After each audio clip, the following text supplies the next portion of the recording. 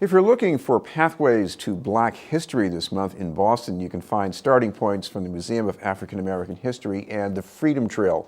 To tell us about some of the history and upcoming events is our guest from the Freedom Trail Foundation, the creative manager, Sam Jones. Thank you very much for being with us, Sam. Delighted to be here, Chris. Sam, talk about, for people who are not that familiar, what's so big about Black history in Boston? I think that Boston is a place that's extremely important for Black history in America. Not only was it a center for the abolitionist movement that led up to the American Civil War, the place where Frederick Douglass did a lot of speaking, along with partners like William Lloyd Garrison, Wendell Phillips. I think that also it has a big role in Blacks fighting for freedom, African Americans fighting in the Battle of Bunker Hill. There were over 100 African Americans who fought in the Battle of Bunker Hill that we have documented. And so it didn't just start around the time of the Civil War, it was from the very beginning. And a lot of those stories take place along the Freedom Trail, and we're delighted to have the chance to tell them. Well, even before the War of Independence, we have the early settlers here with their meeting houses. We think of Puritans, but there was an African American meeting house. There is. It's the kind of the centerpiece of the Black Heritage Trail, which sort of joins with the Freedom Trail at the 54th Monument that was sculpted by Augustus St. Gaudens right up by the Massachusetts State House. And of course, one of the other lessons you learn here is that the main reason we had an African meeting house is that the African Americans here were not allowed, at least in a comfortable way, as equal participants in the other meeting houses. That's very true. The Old South Meeting House, which we know of as the place where the Boston Tea Party started, was first and foremost a church. In fact, in those days, they called it the Old South Church. And Phyllis Wheatley, for instance, who is a favorite of ours to tell about, she was the first African American to publish a book of poetry and one of the first African American woman to publish a book of poetry. She was a member of the Old South Church congregation and had to watch from the balcony. Now, of course, if you were a white person at the time, publishing a book of poetry wouldn't have been all that remarkable. Why was it so remarkable that she could do that? For many, many different reasons.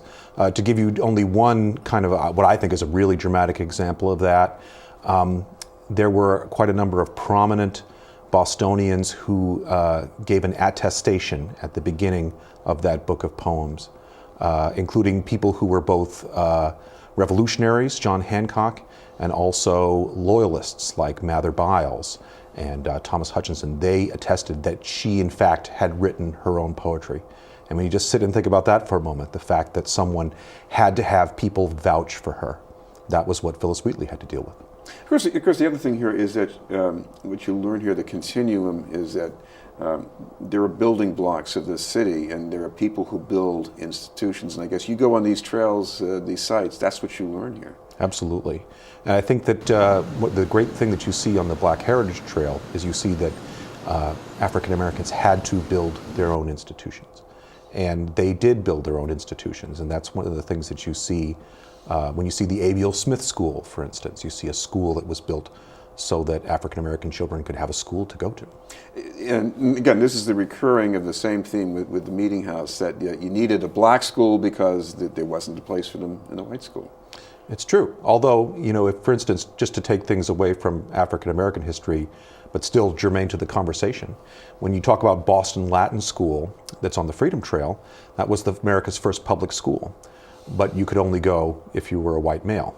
So there were a lot of restrictions back then, and I think it's been a big part of our American history to really make that all men are created equal, all Americans are created equal promise kind of come to fruition and break down some of those barriers. Now, there's a sequel to this in the month of March, Women's History Month, so we have something going on for that as well. Yes, and we've actually been doing our African American Patriots Tour for a few years now. The Revolutionary Women's Tour, as we're calling it, brand new for this year.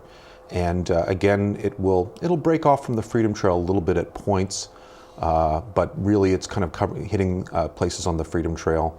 One of the nice things about the places on the Freedom Trail, they had a role in the American Revolution. Frequently, people came back to them for other reasons, for abolitionist meetings, and it was also a place where women spoke. Like, for instance, Faneuil Hall is kind of what I'm thinking of here, is a place where people spoke out and women were allowed to speak there, and you have speakers like Harriet Tubman spoke there, and Harriet Beecher Stowe, things like that. Of course, we have the statue of the three women on Commonwealth Avenue Mall. Yeah. You know, Phyllis Wheatley and Lucy Stone, and Abigail Adams. I think that's right. Yeah. It tells me here that history is also a continuum, because there are people you look to these generations behind you, and they inspire people. That's true. And what the people in history mean to us now is comes through our filter, and so it changes every single year. History is kind of a living and evolving thing. I saw a great lecture which really inspired me in helping to put together this tour for the Freedom Trail Foundation, that was done by Jill Lepore at the Old North Church, talking about Jane Franklin Mecom, who was Ben Franklin's favorite sister, who is buried in the Granary Burying Ground, and where Franklin's parents are. We'll visit that spot on the Revolutionary Women's Tour. And she talked about how women of that time period were taught to read so that they could read the Bible and be good Christians, but they weren't taught to write, because writing was for business and business was the province of men. And Jane was rare in that Ben taught her how to write so they could exchange this correspondence, lots of letters between the two of them.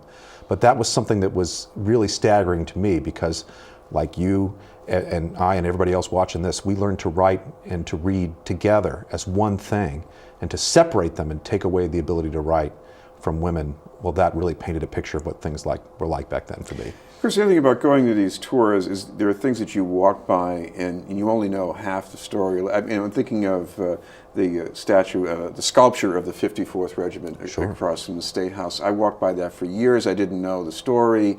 And I think you need to hear a backstory, because you got the officer and the horse, and you got the foot soldiers, and you don't realize how much black leadership made that possible. Absolutely. And the doomed attack on Battery Wagner, I mean, it didn't accomplish too much in the Civil War, except that it showed that African American soldiers were as ready to fight and die and bleed as white soldiers were, and gave us our first Medal of Honor soldier from the African American ranks in William Carney, who was a member of that regiment, the flag bearer who never let the flag touch the ground, even though he was shot 4 or 5 times, I believe. So some amazing stories there. Right up there on that hill, one thing I think of with the Revolutionary Women's Tour, which you don't really think of when you think of the Massachusetts State House, in front of each wing is a statue of a woman. There's a statue of Anne Hutchinson, who was the center of the antinomian controversy when she held religious meetings in her home and was banished from Boston. One of her supporters when that happened was a woman named Mary Dyer, who was a Quaker. And Mary Dyer was expelled from Boston several times. She was banished from Boston. She kept coming back, trying to preach the Quaker faith, and the last time she came back, she was hanged on Boston Common. And so there's a statue for each of them in front of the State House, and I think that people don't tend to notice those statues. Well, on our tour, we'll take them there and we'll tell them those stories. You should mention, if you package things a bit here, there are some incentives, maybe as far as the Freedom Trail and the museum? Yes, for the African American Patriots Tour, if you attend the African American Patriots Tour, you receive half off on admission to the African Museum. We should mention, if people want some more details, what's the best way to check that out? Our website, which is very easy to find, it's thefreedomtrail.org. You got to remember to put the instead of just Freedom Trail, but a search for Freedom Trail will turn it up as the first thing, and all the info is there.